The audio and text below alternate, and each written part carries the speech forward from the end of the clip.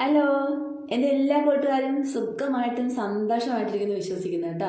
അപ്പോൾ ഇനി ഞാൻ രണ്ട് ഫെർട്ടിലൈസറാണ് കാണിക്കുന്നത്. ഒന്ന് നമ്മുടെ പൗഡർ രൂപത്തിലുള്ള ഫെർട്ടിലൈസറും പിന്നെ ലിക്വിഡ് രൂപത്തിലുള്ള ഒരു ഫെർട്ടിലൈസർ കേട്ടോ.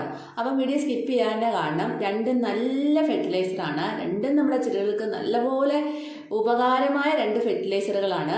നല്ലപോലെ പെട്ടെന്ന് തന്നെ നമ്മുടെ അതായത് നമ്മൾ നേഴ്സറിൽ നിന്ന് കൊണ്ടുവച്ചിട്ട് ഒരു 1-2 ആഴ്ച കഴിഞ്ഞ് ആദ്യം പൂവിട്ട് കഴിഞ്ഞതിന് ശേഷം അത് കഴിഞ്ഞ് പിന്നെ പുതിയ തളിർപ്പൊക്കെ വരാൻ തുടങ്ങത്തില്ലേ, ആ സമയം തൊട്ട് കൊടുക്കാവുന്ന ഫെർട്ടിലൈസറാണ് രണ്ടും കേട്ടോ. അപ്പോൾ തീർച്ചയായിട്ടും നിങ്ങൾ വീഡിയോ സ്കിപ്പ് ചെയ്യാൻ കാണുക. വീഡിയോയിലോട്ട് പോകുന്നതിന് മുമ്പായിട്ട് പുതിയതായിട്ട് കാണുന്ന ആൾക്കാർ ആരെങ്കിലും ഉണ്ടെങ്കിൽ പ്ലീസ് എൻ്റെ ചാനൽ സബ്സ്ക്രൈബ് ചെയ്ത് സപ്പോർട്ട് ചെയ്ത് ബെല്ലൈക്കൺ പ്രസ് ചെയ്തിട്ട് ഒരു ലൈക്കും കൂടെ തരാൻ മറന്നുപോല്ല കേട്ടോ. അപ്പോൾ നമ്മുടെ റോസയിലൊക്കെ നിറയെ പൂമൊട്ടുകളും പൂക്കളും ഉണ്ടാവാനായിട്ട് നമ്മൾ ഒരുപാട് വളങ്ങൾ ഇങ്ങനെ കാണിക്കുന്നുണ്ടല്ലേ. അപ്പോൾ എല്ലാം ഒന്നിനൊന്നിനും മെച്ചം തന്നെയാണ്. എല്ലാം ഞാൻ ചെയ്തു കൊടുക്കുന്ന വളങ്ങൾ എനിക്ക് നല്ല റിസൾട്ടും കിട്ടുന്ന വളങ്ങൾ തന്നെയാണ് കേട്ടോ. അപ്പോൾ തീർച്ചയായിട്ടും നിങ്ങളും ഇതുപോലെ ചെയ്ത് നോക്കുക. ഒരുപാട് വീഡിയോസ് ഞാൻ ഇട്ടിട്ടുണ്ട്. അപ്പോൾ അതൊക്കെ ഒന്ന് കയറി കണ്ടു നോക്കുക. വീഡിയോയുടെ എല്ലാം ലിങ്ക് വീഡിയോയുടെ താഴെ ഡിസ്ക്രിപ്ഷനിൽ കൊടുക്കുന്നുണ്ട് കേട്ടോ. തീർച്ചയായിട്ടും അതൊന്നും കണ്ടു നോക്കാൻ മറക്കല്ലേ. അപ്പം നമ്മുടെ റോസയിലെ പഴുത്ത ഇലകളും അതുപോലെ തന്നെ ഉണങ്ങിയ മുരടിച്ച കമ്പുകളൊക്കെ നമ്മൾ ഇടയ്ക്കിടയ്ക്ക് ശ്രദ്ധിച്ചിട്ട് ഒന്ന് കട്ട് ചെയ്ത് വിടാൻ മറക്കല്ലേ. അതുപോലെ തന്നെ ഈ കേട് പിടിച്ച പൂക്കൾ അല്ലെങ്കിൽ പൂ ഇങ്ങനെ കരിഞ്ഞു പോലെ നിൽക്കുന്നത്, അതായത് ഇതൊക്കെ നമ്മുടെ ഓരോ പ്രാണികളുടെ ശല്യമാണ്. പിന്നെ നീര് കൂട്ടി കുടിക്കുന്ന പ്രാണികളൊക്കെ ഉണ്ട്, അതിൻ്റെ ശല്യം കൊണ്ടുണ്ടാകുന്നതാണ് ഈ ഒരു പ്രശ്നമൊക്കെ. അപ്പോൾ അതൊക്കെ മാറിക്കിട്ടാനായിട്ടുള്ള പല പല കാര്യങ്ങളും നമ്മുടെ വീഡിയോസിലൊക്കെ ഇട്ടിട്ടുണ്ട്. അപ്പം ഓരോ കാര്യങ്ങളും ചെയ്ത് കൊടുക്കുന്നതനുസരിച്ച് നമുക്ക് റിസൾട്ട് കിട്ടുന്നത്. അതിന് ഗ്യാപ്പിട്ട് മാത്രമേ നിങ്ങൾ ചെയ്ത് കൊടുക്കാവുള്ളൂ. അല്ലാതെ ഓടിച്ചെന്ന് വളം ഒഴിച്ച് കൊടുക്കരുത്. 15 ദിവസം കൂടുമ്പോൾ മസ്റ്റായിട്ട് നമ്മുടെ റോസാ ചെടികൾക്ക്, മെയിനായിട്ട് റോസാ ചെടികൾക്ക് നല്ലപോലെ വളം ആഗ്രഹിക്കുന്ന ചെടി ആയതുകൊണ്ട് തന്നെ 15 ദിവസത്തിലൊരിക്കൽ നമുക്ക് ചെയ്ത് കൊടുക്കാം. ഞാൻ അങ്ങനെയാണ് ചെയ്യുന്നത് കേട്ടോ. അതുകൊണ്ട് എനിക്ക് റിസൾട്ട് കിട്ടാറുള്ളത് കൊണ്ടാണ് നിങ്ങൾക്ക് ഞാൻ ഷെയർ ചെയ്യുന്നത്. അപ്പോൾ നിങ്ങൾക്ക് താല്പര്യം ഉണ്ടെങ്കിൽ ഇതുപോലെ ചെയ്ത് നോക്കാം. പിന്നീട് നമ്മൾ ഇതുപോലെ ഇങ്ങനെ പൂക്കളൊക്കെ നിറഞ്ഞ് നിൽക്കുന്ന സമയത്ത് നമ്മൾ ആ പൂക്കളുടെ ഭംഗിയൊക്കെ കണ്ട് ഇങ്ങനെ കുറേ കൂടെ നോക്കി നിൽക്കും. ഈ പൂക്കളൊക്കെ ഏകദേശം ഒക്കെ വാടാറായി തുടങ്ങിയിട്ടുണ്ട്. അപ്പം ഇതുപോലെ നമ്മൾ കട്ട് ചെയ്ത് എപ്പോഴും കൊടുക്കണം. ഞാൻ എല്ലാ വീഡിയോയിലും പറയുന്നതാണ്.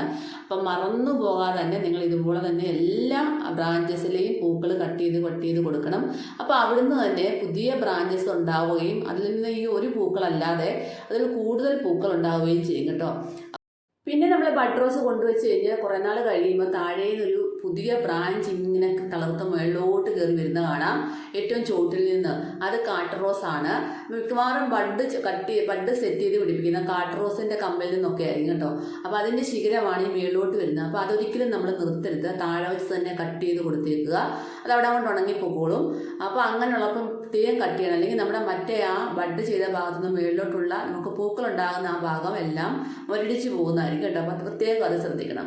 അപ്പോൾ ആദ്യം ഞാൻ കൊടുക്കുന്ന വളം പൗഡർ രൂപത്തിലുള്ളതാണ്. ഇത് ചാണകപ്പൊടിയാണ് കേട്ടോ. അപ്പോൾ ഒരു ചിരട്ട ചാണകപ്പൊടി എടുത്തിട്ടുണ്ട്. പിന്നെ കുറച്ച് മുട്ടത്തോടെ പൊടിച്ചിട്ടിട്ടുണ്ട്. നല്ലപോലെ പൊടിച്ച മുട്ടത്തോടും ചേർത്തിട്ടുണ്ട്. പിന്നെ ഞാൻ എല്ലുപൊടിയും വേപ്പിൻ പിണ്ണാക്കും കൂടെ ഒന്ന് മിക്സിയിലിട്ട് പൊടിച്ചിട്ട് അതും കൂടെ ചേർത്തിട്ടുണ്ട് കേട്ടോ.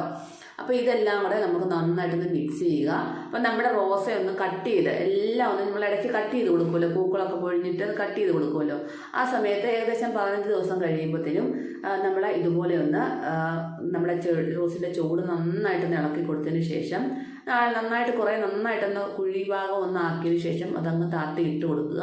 എന്നിട്ട് മണ്ണ് മൂടി കൊടുത്ത് സെറ്റാക്കുക കേട്ടോ. എന്നിട്ട് കുറച്ച് വെള്ളവും കൂടെ ഒഴിച്ചു കൊടുക്കുക കേട്ടോ. അപ്പം നല്ലപോലെ നിങ്ങൾക്ക് കാണാൻ സാധിക്കും. ഒരാഴ്ച കൊണ്ട് തന്നെ നമ്മുടെ ഈ കട്ട് ചെയ്ത ഭാഗത്തു നിന്നെല്ലാം പുതിയ തളർപ്പുകൾ വരുന്നതായിട്ട് കാണാൻ സാധിക്കും. അപ്പോൾ അത് നല്ല ഹെൽത്തി ആയിട്ടുള്ള തളർപ്പുകളുമായിരിക്കും. വേപ്പിൻ പിണ്ണാക്കും എല്ലുപൊടിയും ഒക്കെ ഒരുപാട് നല്ലതാണ്. നമ്മുടെ ചെടിക്കുന്ന എല്ലാവർക്കും അറിയാം. അപ്പോൾ ഞാൻ കറക്റ്റായിട്ട് കാണിക്കുന്നത് ഞാൻ ചെയ്ത് കൊടുക്കുന്ന സമയത്ത് നിങ്ങളിവിടെ കാണിക്കുന്നുള്ളേ ഉള്ളൂ. അപ്പോൾ ഇതുപോലെ കറക്റ്റായിട്ട് ഞാൻ ചെയ്ത് കൊടുക്കുന്നതുകൊണ്ടാണ് നമ്മുടെ റോസയ്ക്കൊക്കെ നല്ല റിസൾട്ട് കിട്ടുന്നത്. പിന്നെ വേറൊരു കാര്യം ഞാൻ എപ്പോഴും പറയുന്ന കാര്യമാണ്, അറിയാത്തവർക്ക് വേണ്ടി ഒന്നുകൂടെ കാണിക്കുകയാണ് കേട്ടോ. നമ്മുടെ റോസയൊക്കെ കട്ട് ചെയ്ത ഒരു ഭാഗം ഉണ്ടല്ലോ, ആ ഭാഗത്ത് നമ്മൾ ചിലവർ സുഡോമോണസ് വെക്കും. അങ്ങനെയാണെങ്കിൽ അങ്ങനെ വെക്കാൻ കുഴപ്പമില്ല. ഞാൻ എപ്പോഴും ചെയ്യുന്ന കാര്യം മഞ്ഞൾപ്പൊടിയാണ്. നമ്മുടെ നാച്ചുറലായിട്ടുള്ള സാധനം നമ്മൾ ചെയ്യുമ്പം കുറച്ചും കൂടെ നമുക്ക് നല്ലതാണല്ലോ. നമ്മുടെ റോസയ്ക്ക് പ്രശ്നമൊന്നും വരത്തില്ല, ഏത് ചിലർക്കും പ്രശ്നവും വരത്തില്ല. അപ്പോൾ കട്ട് ചെയ്ത ഭാഗത്തേക്ക് ഇതുപോലെ മഞ്ഞൾപ്പൊടി കുഴച്ചിട്ട് നല്ല മഞ്ഞൾപ്പൊടി എടുക്കാൻ ശ്രമിക്കുക കേട്ടോ, പ്യുവർ മഞ്ഞൾപ്പൊടി. എന്നിട്ട് നമ്മളിതെല്ലാം ശേഖരത്തിലെല്ലാം നമ്മളിതുപോലെ പൊതിഞ്ഞ് തേച്ച് പിടിപ്പിക്കണം. കാരണം മിക്കവാറും പേര് പറയുന്നുണ്ട് റോസയുടെ കമ്പ് കറുത്ത് പോകുന്നുള്ളത്. അതിന് ഏറ്റവും നല്ലൊരു പരിഹാരമാണ് ഇങ്ങനെ മഞ്ഞൾപ്പൊടി കുഴച്ച് വെക്കുന്നത്. വെക്കുന്നത് കേട്ടോ. അപ്പോൾ അതുകൊണ്ട് ആ കമ്പ് ഒരിക്കലും കറുത്തു പോകത്തില്ല. അതിൻ്റെ തൊട്ട് താഴെ നിന്ന് പുതിയ തളിർപ്പുകളും ഉണ്ടാവുകയും ചെയ്യും. അപ്പോൾ ഇങ്ങനെ ഓരോ ചെടിക്കും നമ്മൾ ഇങ്ങനെ ഓരോ വളങ്ങൾ മാറി മാറി ഇട്ട് കൊടുക്കുന്നതുകൊണ്ട് തന്നെയാണ് നമ്മുടെ ചെടികൾക്കൊക്കെ നല്ല റിസൾട്ട് കിട്ടുന്നത്. അപ്പം നമ്മുടെ ചെടികളെ നല്ല കുഞ്ഞുങ്ങളെ പോലെ തന്നെ പരിചരിച്ച് അതിൻ്റെ കാര്യങ്ങളൊക്കെ സമയാസമയങ്ങളിൽ നമ്മൾ പൂക്കളിൻ്റെ ആ ഒരു വാടിക്കരിഞ്ഞ് പൂക്കൾ കട്ട് ചെയ്ത് വിടുകയും അതുപോലെ തന്നെ മുരടിച്ച ശേഖരങ്ങളും കമ്പുകളും ഒക്കെ കട്ട് ചെയ്ത് വിടുകയും കറുത്ത കമ്പുകളുണ്ട് അത് കട്ട് ചെയ്ത് വിട്ടിട്ട് അവിടെ ഉടനെ തന്നെ മഞ്ഞൾപ്പൊടി കുഴച്ച് തേച്ച് പിടിപ്പിക്കുകയും ഒക്കെ ചെയ്യണം കേട്ടോ. അപ്പോൾ ഇങ്ങനെയൊക്കെ ചെയ്താൽ മാത്രമേ നമ്മുടെ ആ ഒരു പ്രത്യേകിച്ച് നമ്മുടെ നഴ്സറിയിൽ നിന്ന് വാങ്ങിക്കുന്ന റോസൊക്കെ പിടിച്ച് കിട്ടത്തുള്ളൂ. ഇല്ലെങ്കിൽ അത് 1-2 പ്രാവശ്യം പൂ ഇട്ട് കഴിഞ്ഞതിന് ശേഷം അതിൻ്റെ ആ ഒരു എല്ലാം നശിച്ചു പോകുന്നതായിരിക്കും കേട്ടോ.